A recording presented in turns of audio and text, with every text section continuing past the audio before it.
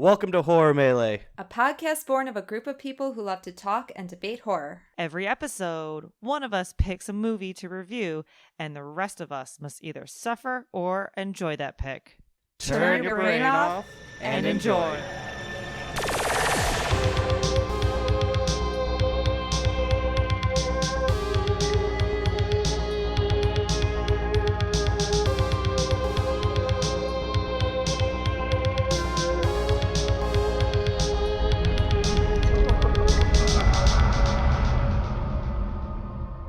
Welcome to Horror Melee. On this episode, we have Holly. Hello. And Patrick. Hey. And myself, Stephanie. On this episode, we are going to discuss the 2000 creature feature Ginger Snaps. Ginger Snaps is a coming-of-age story wrapped inside a werewolf movie. Sisters Ginger and Bridget are social outcasts obsessed with death. Their boring town seems to be plagued by something that has been killing neighborhood pets. One night, Ginger is attacked and Bridget sets out to help her sister, who is dealing with lots of changes. This movie was directed by John Fawcett, written by John Fawcett and Karen Walton. It stars Emily Perkins as Bridget, Catherine Isabel as Ginger, Chris Lemke as Sam, and Mimi Rogers as Pamela the mom. The budget was around $5 million. Do we know the gross? Oh, I think it was like just over 500,000.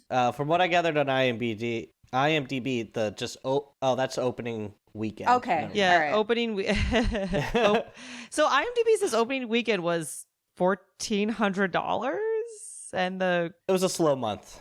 yeah. But I thought I saw on Wikipedia that it was around over 500,000. Yeah, and this is a weird time in movies where a lot of movies made their money from like Showtime and HBO and like video rentals on demand. I remember like my dad constantly renting movies from that. Yeah, I had friends who would be like, yeah, we're going to have like a big thing and we're going to rent a movie on demand. So Holly picked this movie. So I'm going to kick it over to Holly. I didn't see this in high school and I'm so upset that I didn't. Because this didn't have like a big, theatrical premiere, I never heard of it and I didn't have cable, so I never saw it on TV or anything. And then as an adult, I found this movie and I was like, oh my God, where has this been? I love Catherine Isabel and Emily Perkins. She was the young version of Bev in It, the miniseries.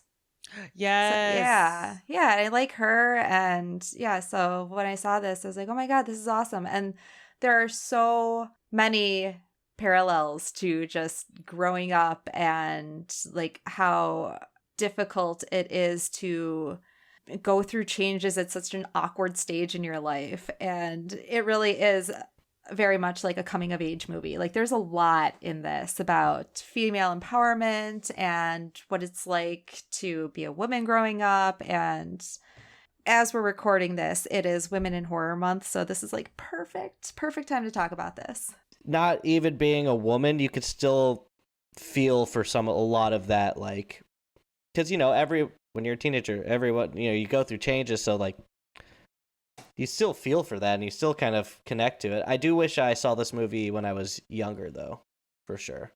Yeah, and they're also just social outcasts within their age group. And so many people can identify with that. It doesn't matter, what your body is going through, like what gender you are, like what you're experiencing. It's like everybody knows what it's like to be ostracized and like feel weird and like you don't fit in. It's funny you said like this kind of goes beyond age groups because my mom loves this movie. I was talking to her, I was like, yeah, this is the movie we're doing this week, and she's like, oh, I love that movie. And I was like, what Okay. Mother. My mom loves werewolves. What? Oh yeah, loves anything to do with werewolves and vampires. So Wow, I had no idea your I know. mom liked that. I know, she's a very religious woman, and she loves I didn't think she loves liked it. horror movies at all.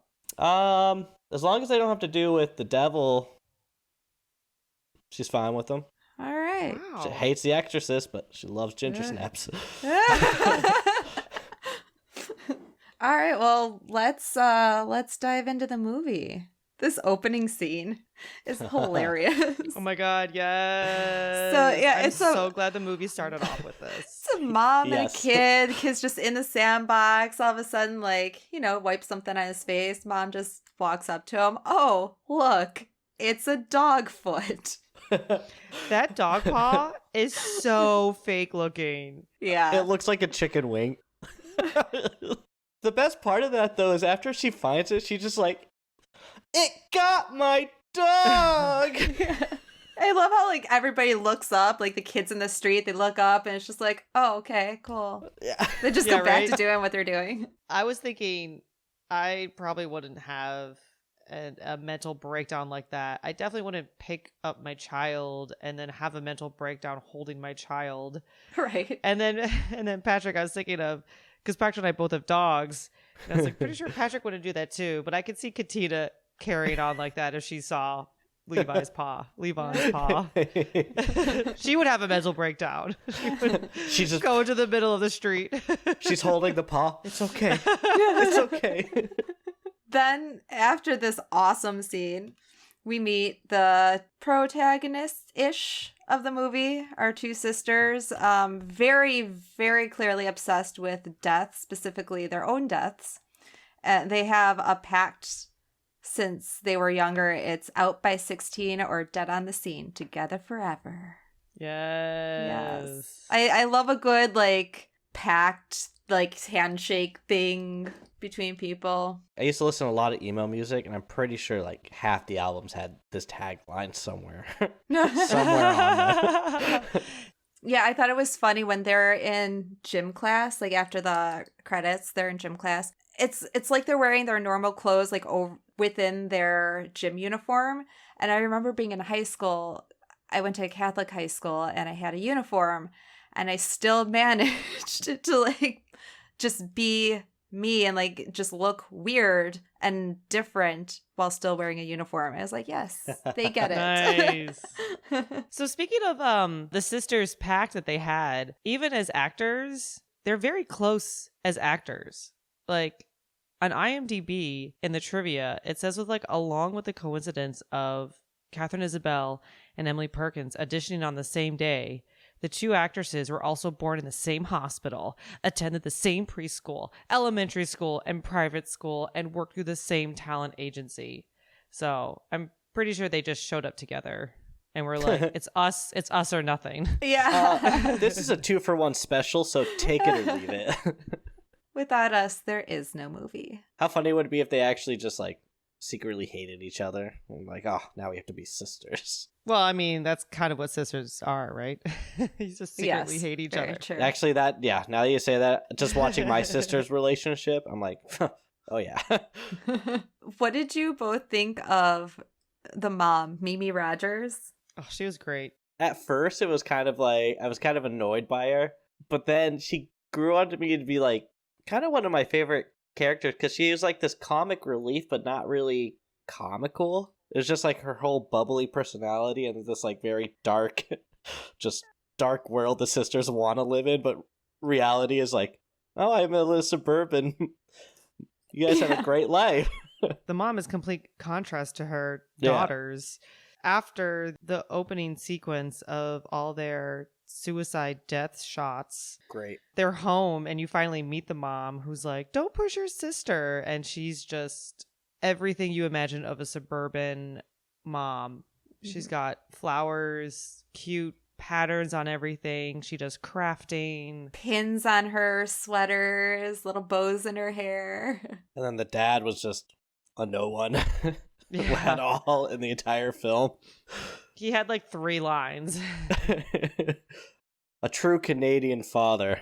Yeah, so Ginger and Bridget, they have like this nemesis, Trina. She's, the typical popular girl in high school, and they have a feud for no reason other than being different. And Sam, yeah. Oh, there's also Sam. We the meet boy. Sam, who we get the sense that Trina had been with Sam. Sam didn't like her, and now Trina is just jealous of any person that Sam sheds his attention on. Burn books are just being written in about all of them. So with Ginger and Bridget like having this awesome death project that they had been working on for school, Life in Bailey Downs. Yes. They want to play a little trick on Trina, and did they want to kidnap her dog or just like They wanted to like kidnap her dog Okay. and pretend the dog was dead because they brought extra guts that they had from their project. So they were going to kidnap the dog and set the dog and like put the guts on the dog, make the dog, I'm guessing, like lie down and take a picture and, you know, probably take the dog for a day or two and show Trina that the dog is dead. That was a big ass Rottweiler. I would not take anyone's dog like that. That's fucked up. Yeah, that was a big dog. Well, and just like if someone did that to my dog, I'd be devastated. I know. No, they took Leon. Why, God? Why? So this whole time, Ginger has been not feeling very well. She's had pains in her lower back, and when they are on their way to Trina's house to kidnap her dog, like you do, Ginger gets her first period. I loved the scene of Ginger getting attacked because you just saw enough glimpses of what the werewolf looks like to be like, ooh, like I really want to see it. Yeah, that was one thing that really surprised me about this movie was a lot of these like attack scenes and like gore scenes they had were very intense. Like over the top, but like I was expecting them to be in these kind of coming of age teen movies to be more not as gruesome. And I was sitting there in this first attack, I was like, oh fuck. Damn. How is she gonna survive this? But she was being dragged, she was being shaken, like she's been bitten like on her like her everywhere. Being shaken, like it just lifts her up and she's like, ugh, like CJ does with her toy. I know, it's like you had dust on something or like a piece of paper that has crumbs on it, and then you just take it out and shake it off. Like, you shake it off. A lot of people describe this as a horror comedy. Really? I mean, it's a dark comedy, but it's more horror than it's. Yeah, I would say a teen horror drama. The first time I watched this a few years ago, before I was watching it with like a critical eye or, you know, having any appreciation for writing, I didn't think it was a horror comedy, but now when I watched it, some things were definitely funny. Like the writing is super smart and snappy and so many one-liners. But some of the effects were just really bad and over the top, and I didn't know if that was intentional. Yeah. And a lot of the camera angles, too, they did like that tilty zoom in. And I think sometimes like it can go one of two ways with those camera angles. Like it can really emphasize something unsettling, or it could be kind of comedic. But I feel like a lot of these tended to go on the comedic side because of characters' expressions that they had, and they did like a little zoom in too, and that's usually like more of a comedic kind of like look at their reaction to this. And the lighting too. The lighting also kind of made me think like, like the tone kind of shifted a bit sometimes. I think it just falls into the era that the movie came out in. All those shots and the lighting and those aesthetics are all very 90s. And when you go back and you watch like a lot of 90s movies and horror movies, like there's a mixture of like camera movements and this music that is just don't fucking work at all together, but yet they're like, this is it. And a lot of those like tilty camera angle movements made popular by our boy Peter Jackson. Yep. But it just like a lot of movies, it doesn't work. It's just it becomes cheesy. Like those are the types of things I used in high school when I filmed things Mhm. because we found them funny. You know, I think they have a place and time, and a lot of times they're just used as like artistic value that really should have just had a steady shot or something Mhm. Yeah. something different. I did read somewhere that the director John Fawcett wanted this to be like a B horror movie. That's why he refused to have CGI and he opted for special creature effects to be done. I loved the creature effects. They were amazing. That was the ugliest werewolf I have ever seen. I know that's like at the end. Spoiler alert: Ginger becomes a werewolf. What? She finally snaps. But also about your lighting, Patrick. Trivia on IMDb says many of the quote unquote day scenes had to be scheduled to be shot at night. So the crew brought in a large 18 kilowatt light to flood the locations with light so it would appear to be day. The light was strong enough to be seen by aircraft passing overhead. So maybe that those quote unquote day scenes and the created lighting was messing up the lighting. That's weird. Just reading the notes on how fast they shot this with the budget they had, I'm surprised they didn't try to like push this out just another week or two to get actual day shots in, because I feel like the cost of renting and hiring labor to do big lighting like that compared to just like pushing it back a day Yeah. probably equals out. I totally agree. I'm like, that sounds very expensive. Unless there was like scheduling conflicts or some shit, but Yeah. that's weird. That's a weird thing to do, especially like in today's modern movies. You could do that no problem because your cameras are better, your lighting's better, your effects are better. But in the 90s on like a lower budget, it's a ballsy move, John. It's a ballsy move. Yeah. He filmed this movie so quick. Yeah, 6 weeks. For how much there is in it, like that's gotta be non-stop shooting. That's why they were shooting at night. Maybe that's why. They were just like on it. So far we reviewed a movie that took 4 years and a movie that took 6 weeks. Yeah, right? Let's get back to the story, to the actual movie. So she just got attacked by a werewolf. By a Or something. A creature. A creature. A something. After she gets bitten, they go home and her wounds, she has big scratch marks on her shoulder. They're already healing. And Ginger says that she's fine. It doesn't hurt. She'll be fine. She's terrified. And this is when the movie really gets into those parallels of going through puberty and all that growing up, teenager body changing stuff. The very next scene, they're buying tampons.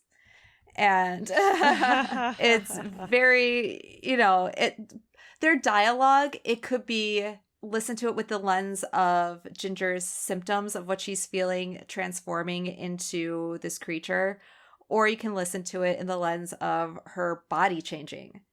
And you could do it, you could do it either way.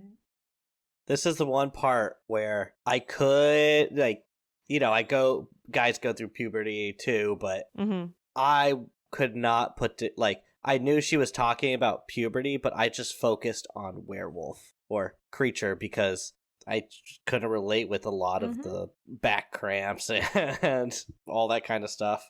So hearing you guys talk, say, oh, looking at it through this lens, I was like, I couldn't look it through that lens. Yeah. What did you guys think of their take on this being a werewolf movie where the person who gets bitten or attacked by a werewolf changes completely into a werewolf? Isn't like, it's not a werewolf where, oh, it's a full moon, I become a werewolf and then I become a person again, where they go constantly change back and forth, where it's like puberty, like once you go through puberty, there's no going back. I like it for 2 reasons. One, because it's different. It's not a instant change, like, oh, I see the full moon, I'm going to change now. It's a gradual thing. And also because when you're getting your period, you're constantly going through a change. Your body is constantly changing. Like, it's not just like, oh, I got my period, now there's nothing going on for 3 weeks.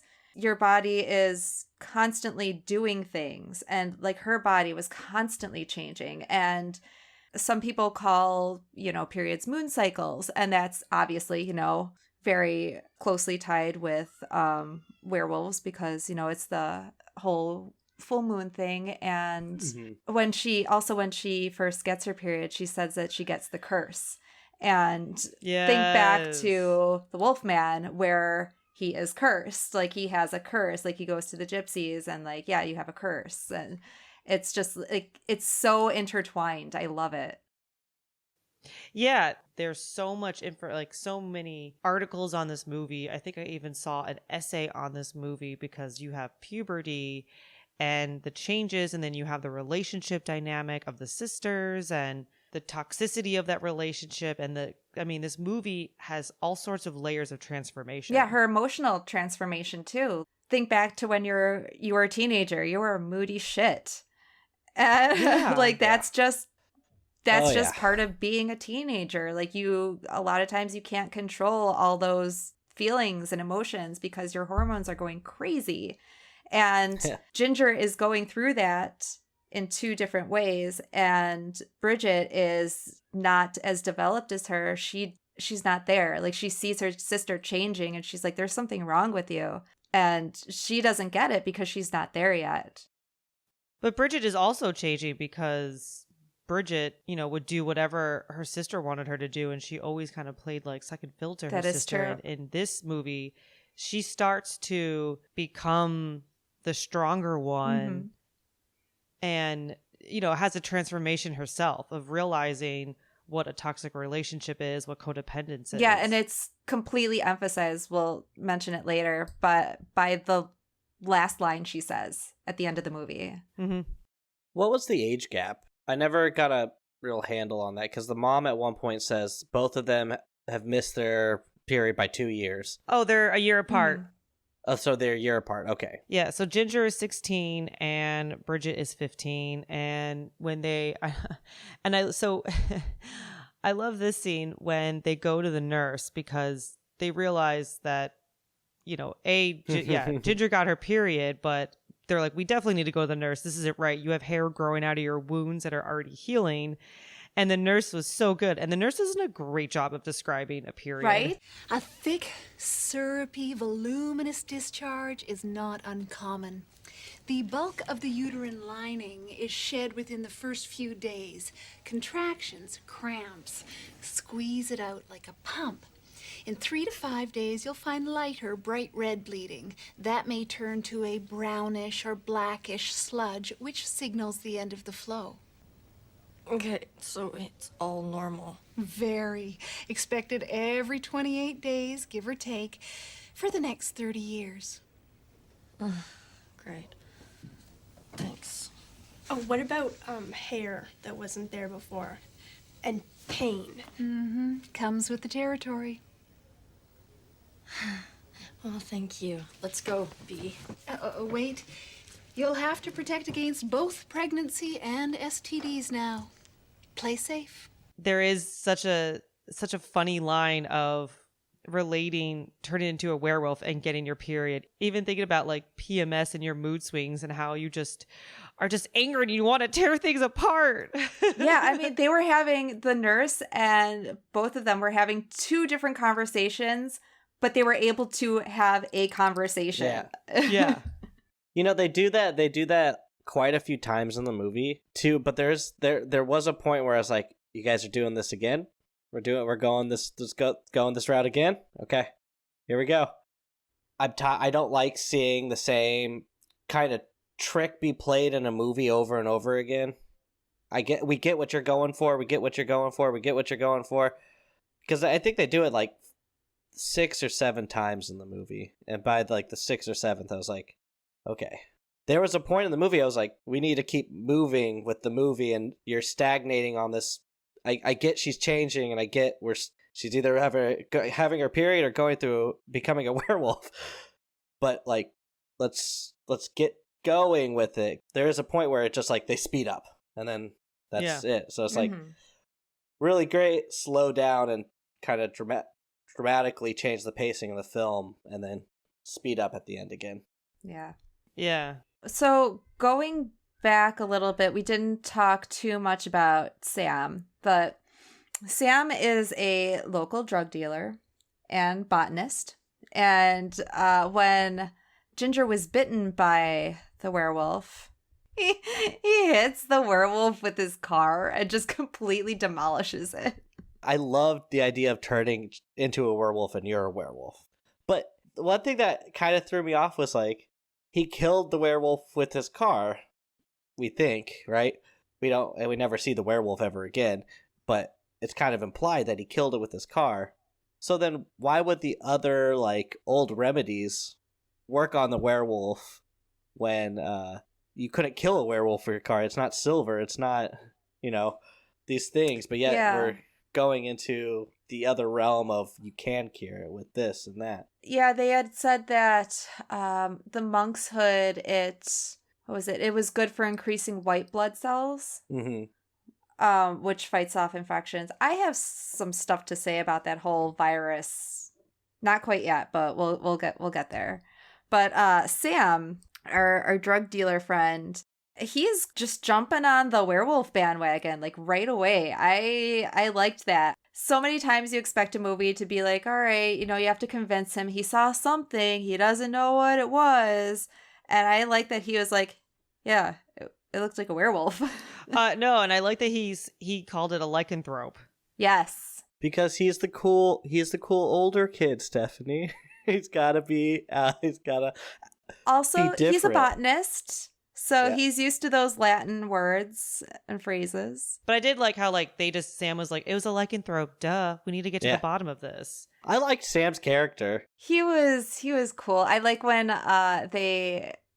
both Bridget and Ginger go to his greenhouse and Ginger sees the marijuana plants and she's like, yeah, light us up and this is wicked. He's like, yeah, it's wicked, huh? Get the fuck out. he's just very matter of fact, and yeah, like he's just all about this werewolf thing, and he tries to help Bridget. She's awkward and apprehensive and, scared for her sister, so she keeps blowing him off.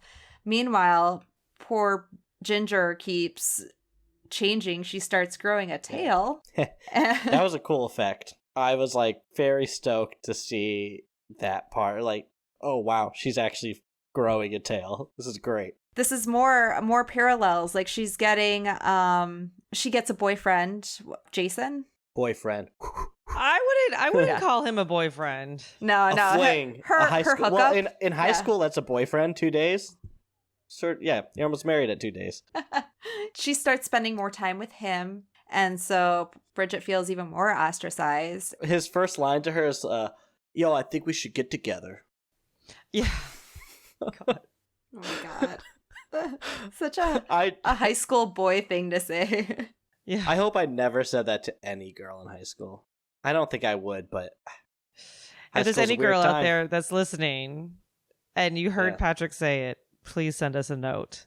It's actually how I got Katina. I was like, yo, I think we should get together, That never would have happened. You two wouldn't be a West thing. meets East, With Ginger and Jason hooking up, she attacks him and she starts to change and she bites him. And then Jason gets infected. I liked that scene where they're having sex in his car. Oh, yeah, that scene I liked. Well, first of all, Bridget is tracking Ginger's werewolf / moon cycle.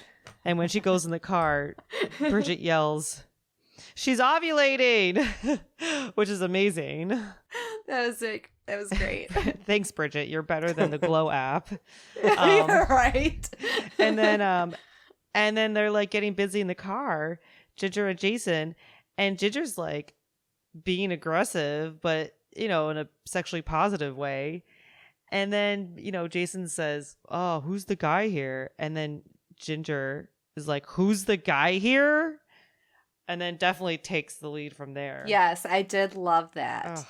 However, the storyline that comes out of it, Yeah. Jason's whole thing, that is something that absolutely could have been cut. Yes. Like anytime they were showing him going through his own issues, like with transforming, like I get that, you know, it's another parallel that this happens to guys too. He pissed blood. Let's talk about that. True. The only reason for him for that storyline was to be able to show that the solution that Bridget and Sam make for like the cure, Yeah. that it works. Which I hated that. Yeah. Yeah. Showing that the cure worked on this just very pointless character, and then it's like, oh, we know it works, we have to get it to her. You lose that element of, we don't know if this is gonna work. Right. Like, okay, is this gonna work? They're trying so hard to get this to her, and they don't even know if it's gonna work or not. Like, yeah, and you destroy a whole other path. Ginger should have just fucking eaten him or something. Well, that's what they want you to think, because afterwards, when they come back, and Bridget wakes up and you see Ginger's silhouette and she's puking, you know, she goes to the bathroom and she pukes, and Bridget's like, what did you do? And like, where is it? They're actually referencing Baxter, the dog.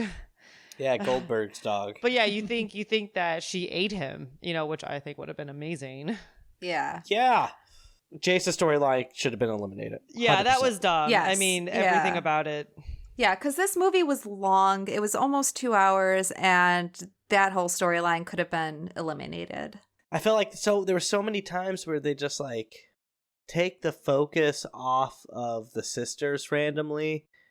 I don't care about the small town or the community in it. I don't care about the havoc Ginger and is going to cause on the town and what Bridget's going to do to stop it. That's all I care about. Yeah. Oh, the other thing that I didn't like about the Jason plotline is because with that, they liken everything to a virus, which conflicts your original parallels of comparing this to going through puberty. Like, that's just gonna happen. Like, it's not something that you contract.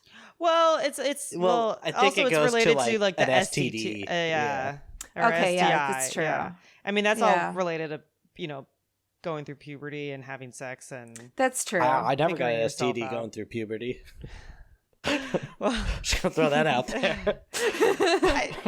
you know what I mean. So just to Sam and Bridget, you know, Sam helps Bridget figure out a potential cure, and they find it in their mom's dried flower crafts, and they make. Wait. That scene though, where she's like looking at the flowers. The mom's facial expressions are so funny during that scene. I rewound it and watched it. She's just like, she's just like, She's it's like so so good. comical. It's so comical. I have been on a Buffy and Angel binge because I have never seen Angel. So I've been watching it, and she could play Charisma Carpenter's mom in anything. I was like, oh my God, it's like watching Cordelia. Mhm. But just to kind of give some plot, that Sam approached Bridget because they both saw the lycanthrope and they're kind of working together, but Bridget was just trying to handle the situation with her and her sister, but because Sam was there to like hit it, and then Bridget's camera went off and took a picture, and they ran into each other again because apparently Sam parks his car in the high school parking lot, and you know, he smokes up all the He was a teens. 19-year-old trying to get with a 15 and 16-year-old. Yeah. No. He trims the hedges. Oh. Yeah, with a chainsaw. Yeah, don't you? So ultimately, Sam and Bridget are working on trying to fix this lycanthrope, but Bridget is trying to sell Sam that she's the werewolf changing, not her sister Ginger, but Sam is like, I can see right through you.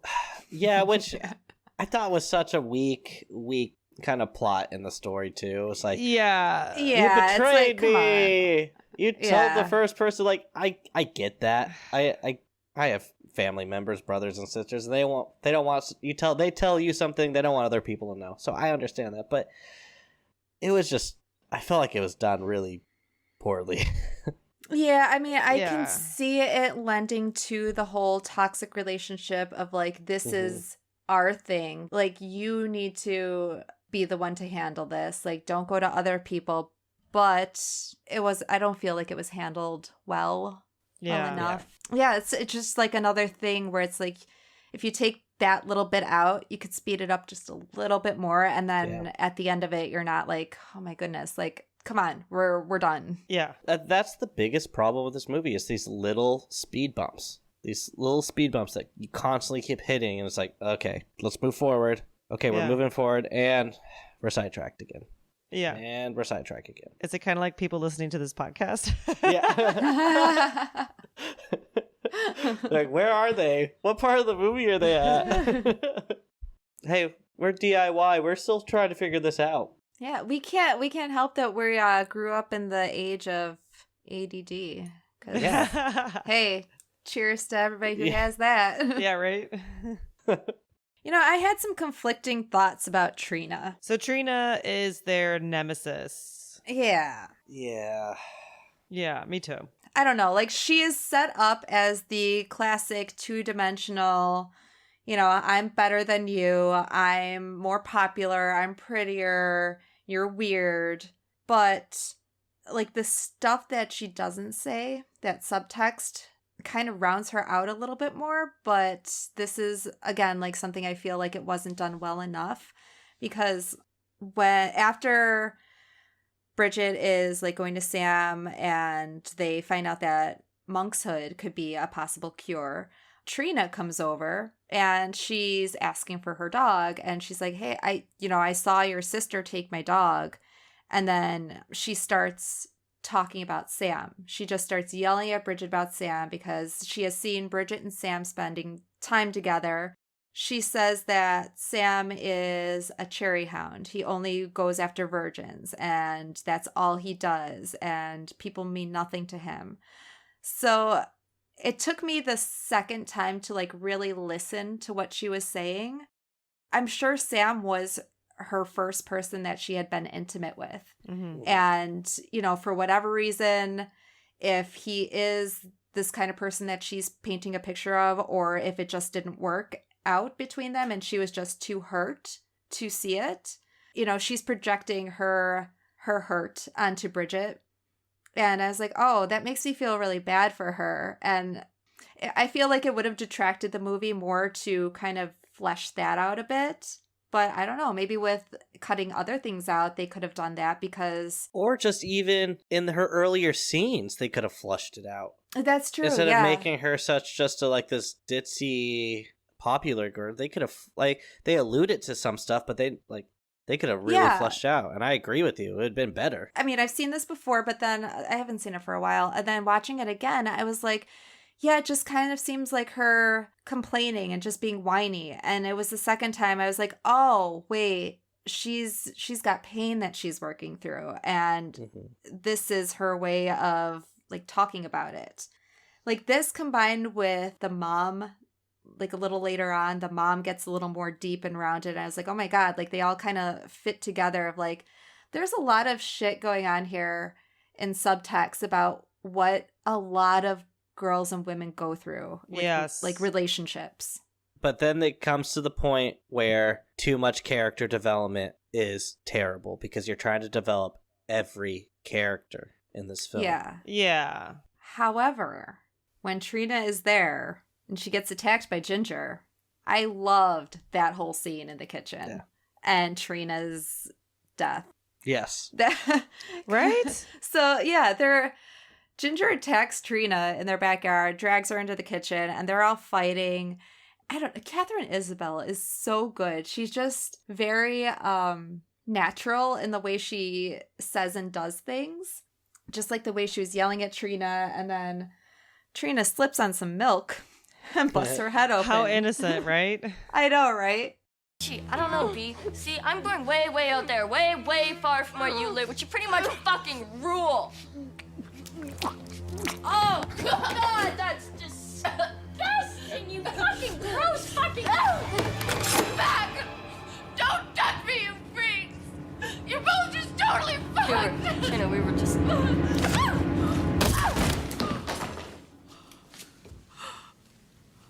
Uh-oh. I really thought she wasn't going to slip on the milk and hit her head.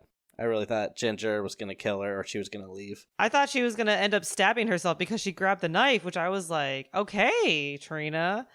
She got loose, grabbed the knife, was like, get the fuck away from me, and then she ends up slipping on milk. This very next part is another thing that kind of, it's like Trina's character. Okay, so next, like after Trina hits her head, mom and dad come home and they're like, oh, holy shit. And Bridget gets the idea to hide Trina's body in their meat freezer, like one of those Texas Chainsaw freezers. And they would be pretending that they were doing one of their death photo shoots. And so when the mom walks in, she just looks at them and she's like, what did I tell you about doing death scenes in the house? I kind of get that feeling earlier, but this was the moment where I was like, this mom is fucking awesome. Like, she's just like, she's not like, you know, like, you guys are weird. Like, what are you doing? I don't understand you. She might not understand them, but she's like, hey, just don't do it in the house. You know, go outside. She's like really supportive. And then I feel like they started to do the same thing with her character. Like, they got way developed with her, because then there's a little later, Bridget and Ginger are going to bury Trina's body, and the mom and the dad have this scene. She's reading this book, like, what to do when my daughter dates an asshole or something. It's like, she's not that overbearing mom where she's going to tell them what to do. She understands that my kids are going to have experiences and I want to be prepared to help them through it. Not tell them how to do it, but help them through it. And the dad is just fucking clueless. And she like gives him so much shade. I love it. I loved in that scene where the mom's trying to put the meat away in the freezer and she's like, Mom, what about boys? she's like, oh, I can't believe you asked me. No. Yeah, because you could, they even say it later. Bridget says, oh, Ginger likes it when you let us figure things out for ourselves. If you're not paying attention, you can't see that that's the kind of person that she is. Yeah. It's a little frustrating to have it pointed out, because instead of focusing on the mom being so like cheery and like suburban mom, like this could have been a continuous thread. But that's on that fence. Yeah. There's like one or two more scenes with the mom and she disappears into the night. Literally. Yeah. Yeah. Because they stick Trina's body in the meat freezer. Then they have to literally ice pick Trina out of the freezer and then bury her inside the shed, because the shed has like dirt ground. But because they have to like ice pick her out, they end up cutting off 2 of her fingers, which are left on the ground outside. And then the dad's doing yard work and he's like, what is this? Like a baby. And the mom walks Right? over and is like, stop being a baby. They're just like, the mom thinks it's 2 of their props from their like death photo shoots. But then the mom's like, you know, because moms fucking know moms shit. know. So even though she pops those 2 fingers in a Tupperware, she's like, hang on a second. Let me return to the shed. What I'm getting to is the mom, who you think is like this cute suburban G-rated mom, she knows that something's up, but then picks up Bridget. Mom and Bridget kind of come together, and her mom is like, we're going to burn the house down with your dad in it, and it's just going to be us girls. I was like, I literally laughed out loud. Me too. You're like, what? It's like, yeah, your dad doesn't know anything, so let's just leave. Bridget's like, what about dad? And, you know, the mom's like, he's going to blame me for everything, so fuck it. Let's just get out of town. I loved that, because it goes back to what I was saying about her knowing that, yeah, my kids are going to have these awful experiences. All I can do is protect them and help them through it. A lot of people aren't going to get it, so fuck them. I'm the one who has had these experiences. I'm the one who can help my kids through this. My mom would have done the exact same thing that woman did. Yeah. My mom would have been like, we're killing your dad. Get in the fucking van. Although, when I first saw this movie, I thought it was that the rest of it was going to go in a total different direction. I thought it was going to be, you know, everybody in the family is like, all the women are werewolves, and like this is going to happen to Bridget. And I was like, ooh, this feels like a Goosebumps episode. Yeah, right. Yeah. Or if the mom was gonna be like, I am a werewolf, like I was the one Yeah. I was the one who attacked you and I survived the van, you know, Yeah, the van exactly. accident. Yeah. So there's a big chunk that involves Jason, and Ginger is transforming more. She winds up killing the janitor. That poor janitor. Okay, so I made a note of this because you also have this Bridget versus Ginger. Yeah. And Ginger gets very jealous when other people give Bridget attention, and she turns it into like a negative thing. Like the nice janitor giving Bridget a towel when in the beginning, towards the beginning of the movie, Bridget, by the way, gets pushed by Trina, which started this whole thing on the field hockey field. And she falls face first into like a dead dog, and I'm like, y'all didn't see a dead like Rottweiler on this field? Yeah.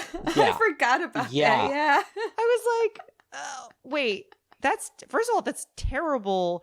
And Trina is an asshole for laughing that someone like face planted into a dead dog whose bowels were dismembered. Right? I'm like, there's a dead dog. Yes. Not only just also- a dog, the same type of dog she actually has. Yes. Yeah. But then, you know, this cute, like, Asian janitor was giving Bridget a towel to clean her face. And Ginger's like, you know, oh, he's looking down your shirt. He's such a creep, you know, when he's just being a nice guy. Yeah, yeah, she says the same of Sam. Like, she Mhm. keeps telling her, Sam only wants to get in your pants, and that's all he wants. And I was like, oh, yeah, I'm sure he wants to help you. Yeah. You have this subplot of codependence in a toxic relationship and how Bridget gets out of that and finds her independence from Ginger. It didn't need to be said, but their mom, she was like, you've always lived in Ginger's shadow, and I wish you could just, you know, make decisions for yourself. I feel like that didn't need to be said. Like, we can see that happening already with, like, as Ginger is transforming later, she's like, I feel like we're not even related anymore. Like, they had this, like, such a strong bond, and you physically and emotionally, you see them disengaging the entire movie. Yeah. Bringing up that point of like the mom saying you need to stop living in her shadow, then yeah, we see that. I think that goes very well with the idea of like them repeating a lot of the stuff in the movie. It's like they don't think their audience is getting it. Yeah. So they keep repeating it and showing you, and they're like, we need to let them know. I don't think they're gonna get it. And I just don't know if that's like not a confident director or not a confident writer when it comes to something like that. Right. Because the director's in charge of showing you and like interpreting and bringing it out, but then are you writing it in the script? I didn't read the script of this, so I don't know. But yeah, I wonder too, Patrick. Like what you said, like was this a directorial thing? Was it in the writing? I kind of blame the writer and the director, since both of them tend to do more TV, and some of that's clearly see in the movie. Oh, they gotta explain more because you only have a certain amount of time. Yeah, your time constraints and stuff like that, but I don't know. I just feel in TV shows that things are explained a lot more, unless it's like Twin Peaks or some shit. You know, like CSI Miami is like, somebody made him dead. It's like, yeah, we can see he's dead. Crime scene investigation, we know. I think writers have a very difficult thing they have to do, is right? They have to tell the story, and they have to do it in a way where a director can pick it up and then just be like, I fucking see this, and this is how I'm going to put this to screen. But if you can't write it to where your director doesn't see it, then like, who's at fault? Is it the director or is it you? So I don't know who to blame. I guess the director, because he was part of the writer too. So he had the vision. Didn't the director approach the writer to do this movie? Yeah, she was. So this is from IMDb, was apprehensive about writing the film because of the horror genre's reputation of negatively portraying women. which I get. Yes. But the director convinced her that the film would break these cliches, so that's why she wound up taking the job. Since you just said, like, he approached her, so I wonder how far he was in the draft, or how many drafts he was in by the time she looked at it, and how much she added in to where they almost band-aid some of this poor character development together. Did his script not have the type of character development of the mom and Trina, and then she came in and she's like, you have these characters that have so much potential, like, we need to add them more, and then he was like, well, no. Yeah. Oh, yeah. I'd really like to know that. Yeah, me too. Where were we next? Yeah. So Ginger kills poor janitor who did not deserve that. This is when Pamela, the mom, picks up Bridget, and they go to get Ginger, who's at the greenhouse party. Because every teen horror movie ends in a big party.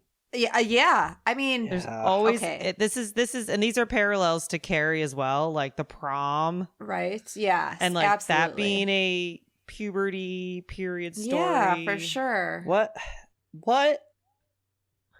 Yeah, people compare this to Carrie as well. Who picked some of the music in this fucking movie? Okay. That is it. I agree, Patrick. I first of all, sorry, Holly. We're taking the reins. No, go for it. We're taking the wheel. But yes, we're totally all over the map. But Patrick, yeah, the music was so bad. It didn't match any scene. Yeah, and that scene when she's walking in is like the slow motion walking down the school hallway. No, not even when she's walking to the party and she grabs the beer. She's like somewhat changed. And she's like touching or something. She had two slow motion scenes then. But the song in the background is so bad. It is so bad. I did like the gothy instrumental in the beginning and the end. Yes. I was all about that. The composed music works and is good. Yes. You had a composer come out and compose this music for you. And then you had top 40 prog rock and like post punk. I don't know. It took me out of some of the scenes because it was so bad. Yeah. Except for the beginning music and the ending credits. I did like that. Yeah, that was beautiful. So we're at this greenhouse party. The greenhouse party is at the greenhouse where Sam works and apparently lives. Yes, I want that set up. Yeah, and invites all the local high school to come party at his greenhouse house. Okay, but Sam's just becoming more and a more perv. Like, these are high school kids. You're a 19-year-old dude. You're a cherry chaser, which I knew some guys like that, and that's just creepy. Oh. It's creepy. So they're all at this party. Bridget's looking for Ginger, and Ginger is in the back with Sam trying to hook up with him. Her makeup, makeup at this point was so cool, though. Her, like, prosthetics. Yeah, I want to try doing that. And it looked really good. Yeah. I loved, the gradual transformation you see. Like, her nails were pretty cool. Mm-hmm. And then the little gray streaks in her hair. And then later her eyes. And it was really good. So during her transformation, her teeth were like pointy and sharp. And nobody said anything. I kept thinking the same thing. Her mom wasn't like, honey, why are your teeth arched and like points now? Yeah. You look like the Hessian from the Sleepy Hollow. Yeah. Like she goes into this party because it's Halloween. So she has quote unquote Halloween makeup on, but it's just her turning into a werewolf. So she looks like a vampire from Buffy the Vampire Slayer. Yeah, she does. As soon as she walks in the party, she grabs that beer. The first line is, "Yo, baby, you look good." I was like, oh my God. Yeah, Ginger's trying to hook up with Sam. He doesn't want to. And Bridget finds them. They start fighting. Ginger winds up breaking Sam's arm. And Bridget then cuts her hand. Did she cut? Yeah, Ginger? She cut her hand. Okay. Yeah, so they mix their blood and now Bridget's infected. So Bridget had this idea, to appease Ginger's, appease to her emotional side, talk to her like her sister, like, look what I'm doing for you. Then she can give her the cure. They have more time for Bridget. They'll give her a cure. Everything will be peachy keen. Sam knocks Ginger out with a shovel. And I like when Bridget goes off on him. She's like, what'd you do that for?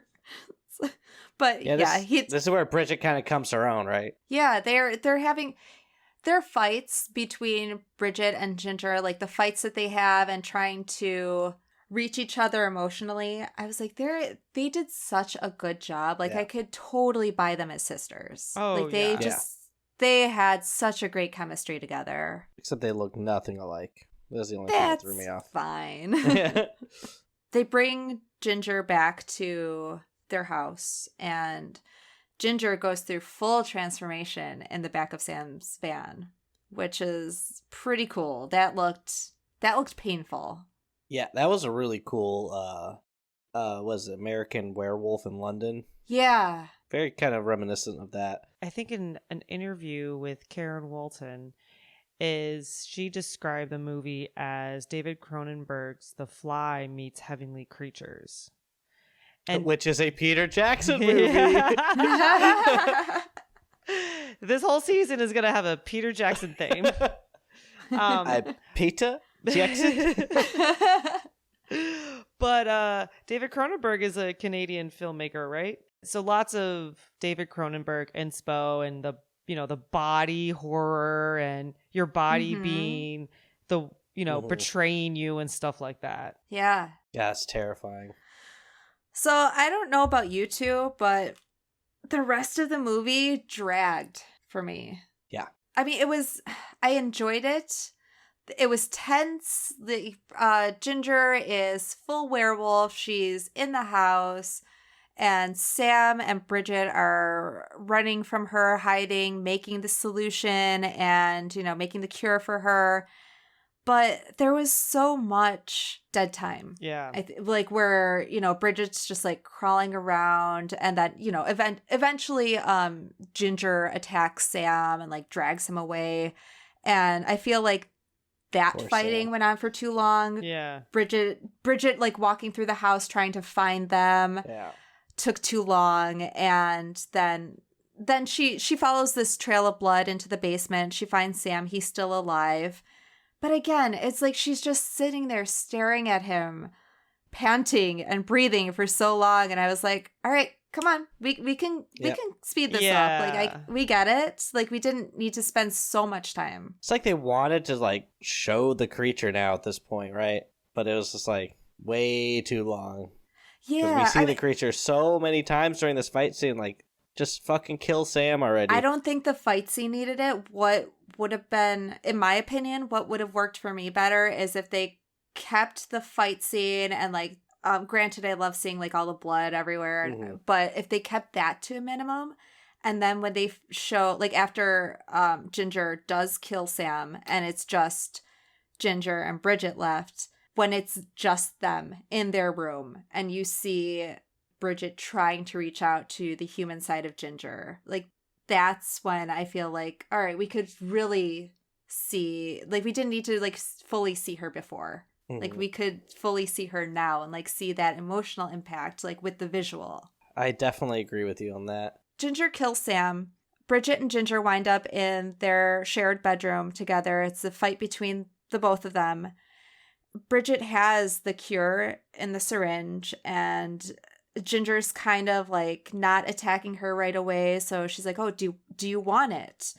And then Ginger does wind up attacking her, and Bridget is holding a knife. She stabs her. They have that weird scene where Bridget... Oh, right. Yes. Bridget pretends to like... Eat Sam's blood? Yeah. She starts trying to eat like Sam's blood to be like... That's what wolves do. Yeah, well, she's trying to relate to the wolf side of Ginger to be like, I'm cool with you. See, I'm just like you. But I don't know if she was trying to like be just like her. And that was the point where she was like, I'm not you. I'm not a wolf yet. I saw it as her trying to relate to her and just be like, yes, we still have this connection. We made another pact together. Like our blood is mixed. I'm changing. I'm going to be like you in order to put her in a false sense of security in order to give her the syringe. Mm-hmm. So yeah, it was manipulative, but then it was like, I can't even do this to pretend. Like, I can't even pretend to do this. Like, I'm not going to let this happen to me. That was a weird scene. Their idea of a werewolf was so cool, but then it just kept getting to this point. It's like, okay, you're breaking old rules, but you're bringing old rules in. So which ones are you going with? Because, like, oh, you can get killed not by this and this, but then, you know, you have to do this and this because you are a werewolf. And I don't know. I got kind of confused at this point of their idea of what a werewolf was. Mm-hmm. But I did like how she bit Sam's face off. I mean, that was pretty cool. I did like that. Yeah, so... Oh, we were talking about it earlier, how Bridget her transformation is becoming independent of Ginger. And when they have their final showdown in their bedroom, Bridget screams at her, I'm not going to die. Like, at first she says, I'm not going to die in this room with you. And then she says, I'm not dying. That was her final, like, we're not in this anymore. Like, I am my own person now. Like, our little death obsession, our pact, that's over. Did she choose not to stab her with the syringe full of the antidote? Yeah. Yep. She stabbed her with a knife. She killed Ginger. Yeah. Which a little old pocket knife could kill a big old werewolf. I mean, it's fucking okay. But so she chose to kill her sister. And the end. Yep. Yeah, but I was going to say that after she stabs her, it's sweet the way that they just focus in on Ginger's werewolf form just lying there and her breathing, and Bridget like lying on her, listening to her breath and everything. But because in that the whole house, the ending house scene took so long at this point, I was like, I don't care. I want to care. Yeah. I want to feel affected by this, but I just want it to be over right now. Yeah. Like, they could have spent their time on that and not her going through the house and like trying to be quiet and like, ooh, where is she? So this is his first feature length, which says a lot because a lot of his other stuff are shorts and TV shows. Okay, yeah, that does make a lot of sense. It makes a lot of sense of kind of like his experience. Yeah. The ending of the movie wouldn't have been so, like you said, drawn out and long where like you just don't care anymore if the middle of the movie had just been, a lot of it been cut out. Yeah. Like a lot of the repetitiveness, and it's just like, okay, we get it. I don't need a recap because this is not a TV show. I didn't watch it last week and I'm coming back this week to finish it. I'm sitting here right now. I did. It's hard to watch gory werewolf movies full of F-bombs when you have a 5-year-old sitting next to you. True. Very true. There's so much I like about this movie, and there's so much I dislike about it. Yeah. And I was thinking to myself, watching this movie as a teenager, would I have such a different outlook on it compared to how I did as like almost a 30-year-old? Since I'm not going through puberty anymore, I'm not doing any of this, I'm not in high school. I can somewhat relate to these kids because I went through it, but it's such a distance. I mean, my 10-year high school reunion's coming up. Like, it's so distant to me now that seeing in high school how would have I interpreted this movie differently? Right. And I wish I could go back and try it, but I can't. Would we like to hear a little fan comment? Yes. Yeah. Our friend Larry has said of the movie Hey, Larry. that Ginger Snaps is one of my favorite werewolf movies. The monster effects are cool, but the leads are well acted, which make it worth the watch. Ill-fated monsters by no choice of their own, who are themselves tortured characters trying to do right, that you end up emphasizing with in the tradition of Frankenstein or aptly American Werewolf in London. Yeah. An underappreciated flick, solid gore, and the second one wasn't bad either. Oh, I never saw Which the I have second not one. seen. Me neither. Or the third. Yeah. I agree with a lot what you said there, Larry. Yeah, Larry. Great effects. The actresses in this movie are fucking phenomenal. Yeah, a lot of great comments because I agree with a lot of that. Yeah. Thanks, Larry. Thank you, Larry. All right, so let's rate this by what we're doing. Ginger snap cookies, because I'm hungry. Steph, what would you like to rate this? I'm gonna rate it 3 3/4 of a ginger snap. The writing was awesome. This being a totally new perspective on a werewolf movie, the originality of it, a movie highlighting when a girl gets her period for the first time and how terrifying and weird that is. I love an angsty teen movie. The internal conflict of trying to be yourself, but then also trying to fit in, and how that plays, and then all your mixed emotions and not knowing how to process any of them. The acting was awesome. Everybody was great. So many good things about this movie. So many layers, so many metaphors. Maybe too many, where some of it got lost. It's really good. I would definitely recommend to watch it. All right. Patrick, how about you? I'm going to give it a 3 because great acting. Like you said, Stephanie, that interpretation of a werewolf was great, but they did kind of lose what they were trying to go for at some points. Kind of docks points for me.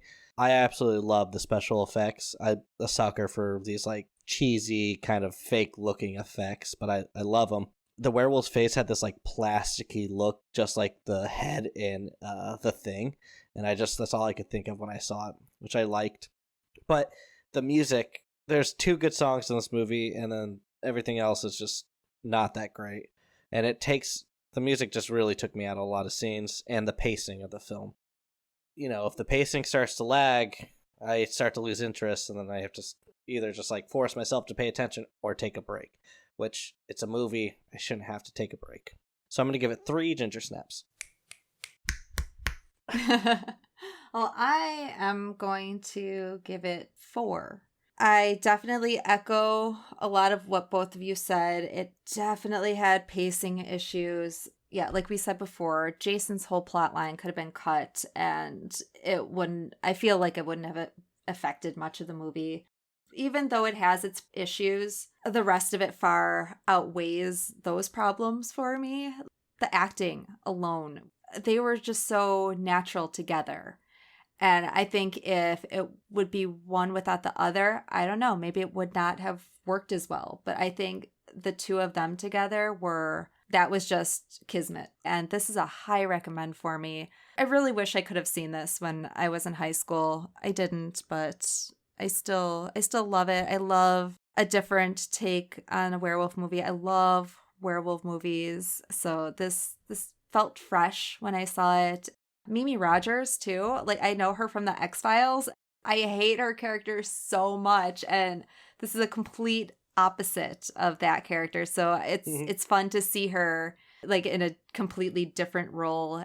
Just all the subtext that went on with this, like all the emotional drama between both sisters. It was really worth watching. So it's definitely a high recommend, and I'm giving it 4. Have you guys seen any of the sequels? All, 15 of them? No, I haven't. Nope. The sequels have such funny names, too. Ginger Snaps Back. Ginger 2. Oh, wait. I want to go... The taglines for this movie are so funny. Okay, hold on. All right, so listen to this. Ginger Snaps, she's got the curse. Or Ginger Snaps, they don't call it the curse for nothing. Oh, gosh. But, okay, this one's kind of bland. Hungry like the wolf. This is my favorite, though. Ginger Snaps and bites.